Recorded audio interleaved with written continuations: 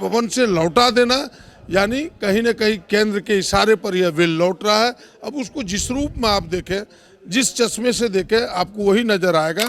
और ये ओबीसी का चश्मा ये कहता है, राज्य का चश्मा ये कहता है कि भारतीय जनता पार्टी ने महामहिम पर दबाव देकर के इस बिल को लौटाया। कि जब से भारतीय जनता पार्टी सत्ता में आई है, उन्होंने जिस तरह से लोकतंत्र के ढांचे को, ताने बाने को कमजोर करने का प्रयास किया है, ये गलत है। और उसमें उसी का एक हिस्सा है विधायकों का उछल कूद करना, सांसदों का उछल कूद करना, पाला बदलना, कहीं ईडी का भय, कहीं सीबीआई का भय, कहीं पैसों का लोभ।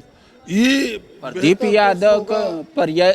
यादव के घर भी इनकम टैक्स गई थी, ईडी गई थी। आप भयभीत नहीं हुए क्या? कुछ दूसरे कांग्रेस में है ना आप। झारखंड में आरक्षण की सीमा को बढ़ाने की कवायद की जा रही थी, ऐसा कह सकते हैं, या सिर्फ दिखावे की वो कवायद थे? ये सवाल है। दरअसल कांग्रेस ने अपने पूरे चुनावी मैनिफेस्टो में इस बात को कहा था कि ओबीसी को 27% आरक्षण मिलना चाहिए। झारखंड विधानसभा ने इसको पास करके भेज भी दिया, लेकिन राजभवन से स्टॉप हो गया ये कहते हुए कि ये असंवैधानिक है। हमारे साथ कांग्रेस के विधायक प्रदीप यादव जी हैं। असंवैधानिक था, इस वजह से रुक गया। देखिए, किन कारणों से उन्होंने असंवैधानिक कहा, महामहिम की टिप्पणी पर कोई टिप्पणी करना उचित नहीं होगा, वो भी इस खुले प्लेटफॉर्म पर। लेकिन इतना जरूर कहूँगा कि अगर बिहार ने मुहर लगाई तो भारतीय जनता पार्टी को वहाँ देखना चाहिए। तमिलनाडु में मोर देन 50% आरक्षण है, तो वहाँ भारतीय जनता पार्टी को देखना चाहिए। यह जो निर्णय है, यह जो वाक्य है, भारतीय जनता पार्टी के अंतःकरण को परिलक्षित करता है कि उनकी इच्छा है कि भाई आरक्षण की सीमा को हम 50% ना बढ़ाएं तो पिछड़ों को लाभ ना मिले, यह प्रदर्शित करता है, उससे आगे कुछ नहीं है। तमिलनाडु का वो लोग कहते हैं वो पुराना मामला था, सरकार जा रही थी, कांग्रेस ने 9वीं अनुसूची में डाल दिया। अब सुप्रीम कोर्ट ने कहा कि 9वीं अनुसूची का भी हम समीक्षा कर सकते हैं। बिहार का कह रहे हैं वो लोगों ने एक आधार बनाया, सर्वेक्षण किया, लेकिन यहाँ सिर्फ बोला जा रहा है, कोई ना तो पिछड़ों को आरक्षण का लाभ मिले या हक अधिकार का ट्रिपल टेस्ट भी नहीं कराया।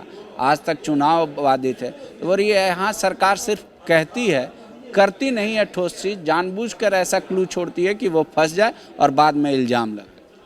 नहीं, आप जिन बातों को कह रहे हैं उन बातों में भी दम है, लेकिन उससे पहले ये देखना चाहिए कि सरकार ने जो अनुशंसाएं की है अपनी, उन अनुशंसाओं के पीछे जो पिछड़ा आयोग का अनुशंसा है, जिसमें उसमें पिछड़ों की संख्या दिखाई है कि मोर देन 50%, वो अनुशंसाएं लगी हुई है कि पिछड़ों की आबादी मोर देन 50% है।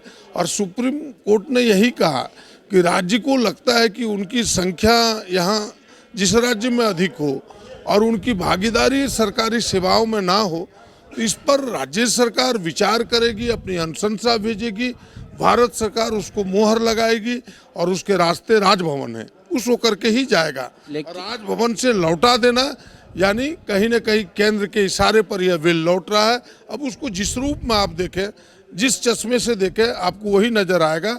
और ये ओबीसी का चश्मा ये कहता है, राज्य का चश्मा ये कहता है कि भारतीय जनता पार्टी ने महामहिम पर दबाव देकर के इस बिल को लौटाया। लेकिन सवाल तो बनता है, सरकार आपकी है, सुप्रीम कोर्ट ने कहा ट्रिपल टेस्ट करा लो, आप नहीं कराएं। दूसरी बात, पूरे आसपास के जितने स्टेट है, आप कह लें अमूमन हर जगह ओबीसी को मतलब भर्तियों में 5 साल का एज रिलैक्सेशन मिलता है।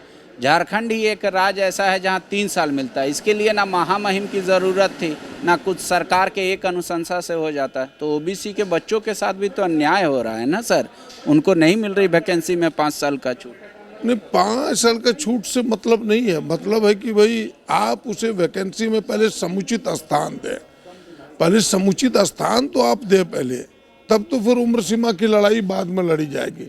अब एक चीज को दूसरे चीज से मिला करके डाइल्यूट नहीं किया जा सकता, दोनों दो चीजें हैं। अगर ये मांगे है कि भाई 5 साल की छूट मिलनी चाहिए, वो भी जायज है, वो मांग की जाएगी। लेकिन पहले जो हमारी मांग है, जो सरकार ओबीसी के हित में करना चाहती है, वो ये है कि आरक्षण की सीमा बढ़े। सरकार प्रयास कर रही है, भारतीय जनता पार्टी को इसमें मदद करनी चाहिए। कांग्रेस में क्या हो गया है? राहुल जी भारत जोड़ने की बात कहते हैं, पार्टी टूटते जा रही है। झारखंड में अभी गीता कोड़ा चल गई, 12 विधायक आपके नाराज होकर दिल्ली चले गए, लेकिन वो खाली हाथ गए थे, खाली हाथ लौट आए। तो क्या केंद्रीय नेतृत्व अभी नहीं सोच रहा है कि विधायकों की भावना क्या है, आम लोगों की भावना क्या है, उस अनुरूप ले निर्णय, इस वजह से यह हाल हो रहा है कांग्रेस का? या आपको लग रहा है कि नहीं, सब कुछ ठीक है, इसका कोई और कारण हो सकता है टूटने का? देखिए, हम तो उतने बड़े पद पर हैं नहीं कि आपको कांग्रेस के अंदर की सारी बातें आपको बताएं, लेकिन मैं इतना कह सकता, जो मेरी पहली नज़रिया है, जो मेरे 25 साल के विधायक के, 2.5-3 साल के लोकसभा के जो अनुभव है, इन 25-30 सालों के अनुभव के आधार पर, कि जो हमने देखा है कि जब से भारतीय जनता पार्टी सत्ता में आई है, उन्होंने जिस तरह से लोकतंत्र के ढांचे को, ताने बाने को कमज़ोर करने का प्रयास किया है, ये गलत है। और उसमें उसी का एक हिस्सा है विधायकों का उछल कूद करना, सांसदों का उछल कूद करना, पाला बदलना, कहीं ईडी का भय, कहीं सीबीआई का भय, कहीं पैसों का लोभ। ये प्रदीप यादव के घर भी इनकम टैक्स गई थी, ईडी गई थी, आप भयभीत नहीं हुए क्या? कुछ दूसरे कांग्रेस में है ना आप? देखिए, कई चीज़ें होती है, तत्व तो सब हैं, एलिमेंट सब हैं, सबके अपने अपने गुण होते हैं।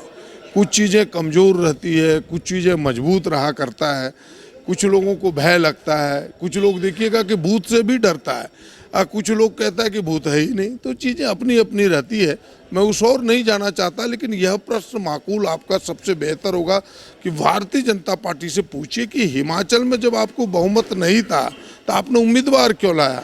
इसलिए लाया कि आपने इसलिए लाया कि भाई आप पहले से मंशा बनाए थे, या तो विधायकों को खरीदेंगे, या तो उन पर ईडी सीबीआई का भय दिखाएंगे, जिन कारण कुछ विधायकों को अपने पाले मिलेंगे और फिर चुनाव जीतेंगे। तो यहाँ भी सरकार में आपके पास बहुमत नहीं थी, पर पिछले बार राज्यसभा में 2-2 उम्मीदवार थे, कांग्रेस ने भी उम्मीदवार दिया था। तो क्या आप लोग की भी मंशा यही थे कि तोड़फोड़ करेंगे बीजेपी में?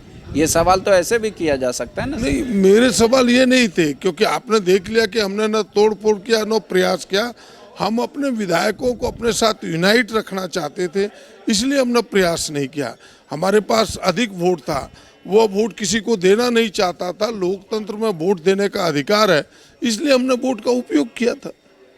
अब क्या देख रहे हैं झारखंड का भविष्य? खासकर आपके 12 विधायक नाराज हैं, अभी तक वो नाराजगी व्यक्त कर रहे हैं और सार्वजनिक स्थलों पर कर रहे हैं। हाल में अब दहलीज पर हैं आप लोकसभा के, ऐसे तो नैया पार लगने में आपका बहुत कठिन है। एक थे सांसद आपके, वो भी चली गई। देखिए, आप अगर देखें तो आज की तारीख में इंडिया गठबंधन पूरे देश में मजबूत हुआ है। जिन उद्देश्यों को लेकर के हम चले हैं, जिन मुद्दों को लेकर के चले हैं, वो मुद्दे देश की जनता को, राज्य की जनता को अपील कर रहा है, उनको टच कर रहा है। हमें लगता है उन मुद्दों के साथ लोग इंडिया गठबंधन कांग्रेस के साथ खड़ा हो। एक आखिरी सवाल है मेरा, प्रदीप यादव को लोकसभा का उम्मीदवार देखा जाए गोड्डा से, इंडिया अलायंस की तरफ से? देखिए, यह उत्तर बेहतर हमारे शीर्ष नेता आपको दे पाएंगे। व्यक्तिगत हमने अपनी इच्छा व्यक्त की है, हमने आवेदन दिया है, बस इतना आपको कह सकता हूँ। शुक्रिया। आवेदन दिया है, लेकिन आखिरी निर्णय जो है केंद्रीय नेतृत्व लेगा। कह रहे हैं ये बीजेपी जिम्मेदार है, विधायकों का इधर उधर जाना, सांसदों का इधर उधर जाना, बिना बहुमत हुए भी कोई अगर कैंडिडेट जिता रहा है तो उसमें केंद्रीय एजेंसियों का योगदान है। सत्ता पक्ष का अपना तर्क होता है, विपक्ष का अपना तर्क होता है, लेकिन आप अपने स्तर से मंथन कीजिएगा, सच्चाई कहाँ है। शुक्रिया।